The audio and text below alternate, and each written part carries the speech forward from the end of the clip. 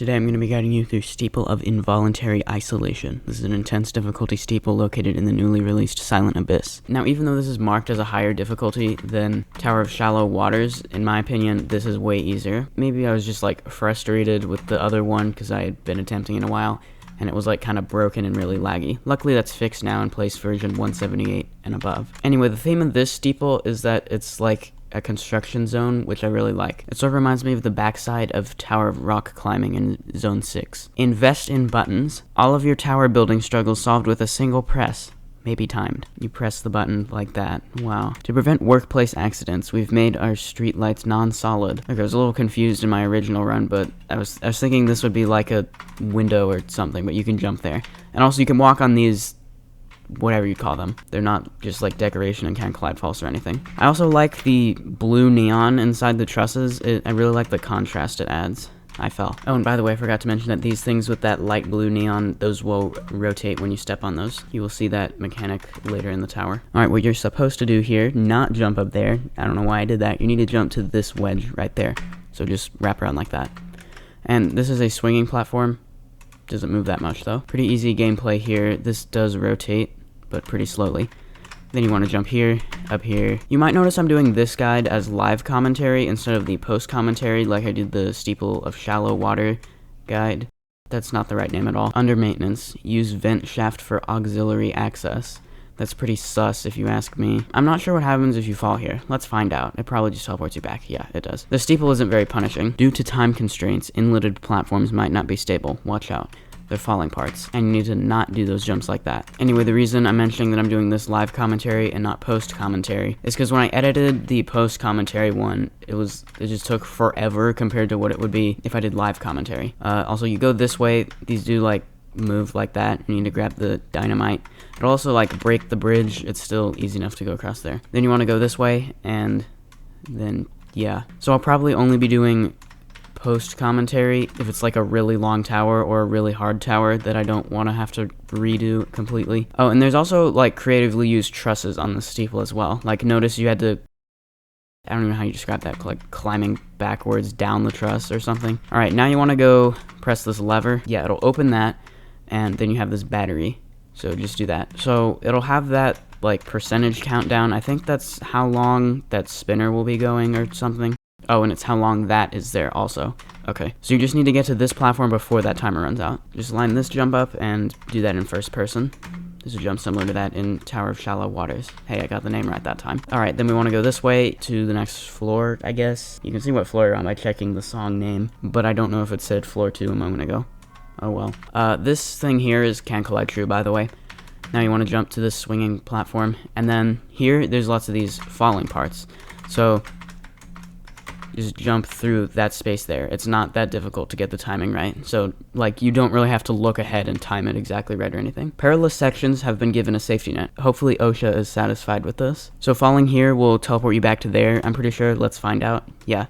So they did this thing where if you're still holding forward, then you won't just walk off the platform. It's teleporting you. So don't worry about that. So just wait for that to appear, and there we go. So yeah, pretty much anything with a safety net in the steeple will only teleport you a few jumps back. Alright, I failed this jump 20 times in a row now. That's Can Collide False? That's why. I mean, it's a light, but I can't see that from that angle. Okay, so just jump straight to there. Don't walk onto there, or else you'll fall and be confused, and then probably fall 3 more times. Alright, do that wraparound. Probably jump off of about right there, because of the slanted edge above you. Then you want to go this way on top of here onto the truss, and here's another truss thing. To dismount the upcoming X pusher, simply jump. You got a few more jumps before that though, so I guess that's kind of the only place I could put that. Well, they could put it there, but anyway, when you press this button, let me try to press it without falling. Okay, so if you're right here, then that's there anyway, but you'll press this, it'll deactivate the bottom of the X pusher. Also, there's a price tag on here, $49. Well, $50, I guess. $49.99. $4,999. What a deal. Please laugh at my jokes. They're so funny. Okay, this jump is a little bit scary. Just make sure you know how far you're actually jumping. These walls here kind of block your view, which is a little annoying, but there. Probably don't try to jump towards the end of the spinner, because that's going to be more difficult to precisely land on. That's an example of what not to do. Although the position of the spinning part was probably different for what he was seeing, because it's a client object. You can stand on this, by the way. Alright, we got another safety net. Attention, I am sitting on a chair. This is awesome. Thanks for your attention. Alright, we got another, I guess, inside section, so outside section. Walking out of the warehouse will clean up all the boxes. I think what that means, it'll just reset them. So, like, you can move these around. If I step out of here, yeah, it goes back to its original position. So this is set up the push boxes to where you can do the jumps. Very easy. I'm not sure what happens here. It probably teleports you back, but I'm not going to test it. Especially because that's like the easiest jump ever. The gas became solid. Even though this is the kill brick particle, it doesn't actually do any damage. So yeah. Crane power restored. Head back. So just go back the way you came. Now that you've got that button, it doesn't matter that these push boxes reset. Now we can head this way out of that inside section. And some more pretty easy gameplay. That is not how you should do that jump. This is probably where you're meant to read that sign, but I read it before because I happened to look at it. So, yeah. Okay, now time this jump carefully. Just do that. It's not that difficult. Same there. Okay, from here, you want to jump to right there. Pretty easy. If you're going to just press space to jump onto there, I did tap W there. Be careful you're not holding space when you go into climbing animation because it'll fling you backwards. It might be worth doing to sort of head hitter that. That's probably a slightly safer way of doing that. This jump you got to time with the spinner because you can't wait on that falling part because it's a falling part. This head hitter is probably pretty easy, but you can go to the corner here. It'll be slightly easier, I guess. You don't go that way. You go this way. Probably a good idea to jump off of there, but probably don't exit shift lock. Go into shift lock facing the truss. Look ahead. I don't really know why it says that, but right here, once you do that ladder flick, or you can just like do this. It's kind of risky to do that, which is just like that. You don't actually flick, you just sort of press space at the right moment. I prefer to ladder flick though, because that's more consistent. Anyway, you can see there's another truss here. Here you want to climb down it a little bit, and then I guess you can do that, or you can like have your view sideways and press D or A depending on the direction you're facing instead of W. You'll hit your head slightly right there, but not if you jump correctly. If you fall onto this safety net, you'll get teleported right there. So only like one jump back. But what you need to do here is jump to that falling part and then jump to the long falling part. Land on here, then you can walk across it. Then do that. Watch out for those spinners. Why did that just happen? It was kind of a perfect landing, but bruh. Okay, I see what happened. I landed on that fan thing, so be careful. And also, yeah, make sure you like wrap around the spinner and avoid that spinner if you fall. Or maybe if you fall, hold space and you'll have a chance to be able to jump onto the teleport pad. Alright, so what you can do here is turn your character like this and you'll slide down the slope a little bit, and that'll like make it so you won't hit your head. And then here, probably just line up the jump so that you can just go straight forward onto the truss. Be careful not to hold forward too long and walk off. From here you want to jump onto this platform, to this platform, onto the truss. And tap D a few times there so you can land on this ledge. What I'm going to do here is point my character kind of this way and then turn around and shift lock so I can land on there. And time your jump onto here carefully, and I really don't like going around trusses like this. To me, it's slightly more consistent if I do shift and space ladder flicks around, but if you decide to do that, be aware that these spinners are here. So like right now should be fine to do that. There we go.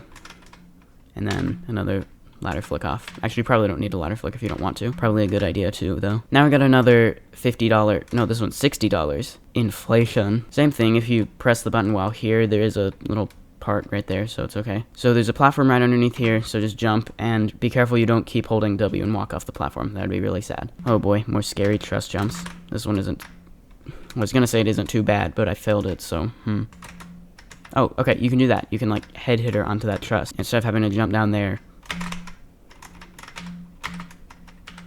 Oh, I did the jump, yeah. When you forget, you're supposed to start commentating again. Be like, alright, now you want to wrap around here onto that wedge. Be careful you don't, like, slide off it if you land sideways on it. So these will rotate. Apparently they rotate together, so be aware of that. Alright, another inside section. You're going to vent like a Sussy imposter again. We have this, like, black screen for a second. Another door. It seems to require a 5-digit code to open. I'll input it into the keypad next to it once I find it. Investigate. So you're going to do each of these rooms, and you're going to do a challenge to find each number. Returning to the main room cleans up the boxes. Same as before, you actually don't even need to move them here. But if you do move them, then returning to the main room will reset them. Digit found. Then it'll say the code up there. Then you want to come back to the main room, and then the next door will be open. Don't get spotted. If you do, you'll just get teleported back to like the start of the section over there. You'll also take a lot of damage, like 20 I think. Yeah, I think it might be the same code. Even if you know the code, you can't actually input it. I don't know the code yet, so it's like automatically done, I guess. You don't even need to remember it, as it turns out.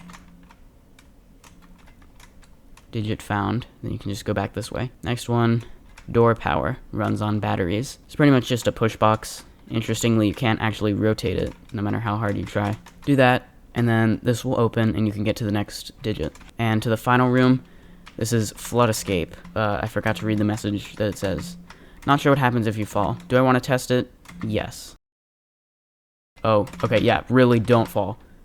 Alright, I tested that for you guys. Please like and subscribe. So now that we know what the water does, is it damages you very quickly, and there's pretty much no way to, like, outrun it unless you're, like, right at it, I guess. That would mean it's a wise idea to heal to full if you had a skill issue over here and took a lot of damage, but I'm so confident in my Flood Escape 2 skills that I'm not going to heal up. And I'm almost at full anyway. I'll bet it's more likely that you fall intentionally because you're making a guide than it is to actually falling unintentionally here. Maybe that's a bit much, but basically I'm saying the gameplay is really easy. When you do that, you find the digit, the water drains, you just walk down here. You have the code, but you don't need to remember it. Just walk over here. Code correct. And then this will open. And then we're nearing the end of the steeple. It's right up there. Walk for longer is what this one says. So just like wait an extra half second or less probably before you jump off of there so that you can make the jump. Now here, do that wrap carefully. I mean, there's a safety net, but like because it's slanted, it might try and not let you jump. And also probably don't be bad at trusses. That's also kind of a tricky jump. Try to jump from about right there. Like that, jumping to the right is probably what I recommend for that truss jump. Then you want to go over here, maybe face into there. I don't know why I keep saying like maybe and probably. But like face forward this way so you can go into climbing animation if you would maybe otherwise not like make the jump if you were sideways. And same thing there, that time you gotta go forward because ladder to surface.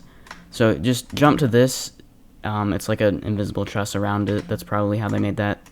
Be careful of that. Isolation. I think those are the people who made it. GG. Steeple of Involuntary Isolation in 11:38:99. Thanks for watching today's video. If you enjoyed it, please remember to leave a like and consider subscribing down below. And I'll be making more guides on Silent Abyss towers, so subscribe so you don't miss those. I'll see you in the next video and have a great day.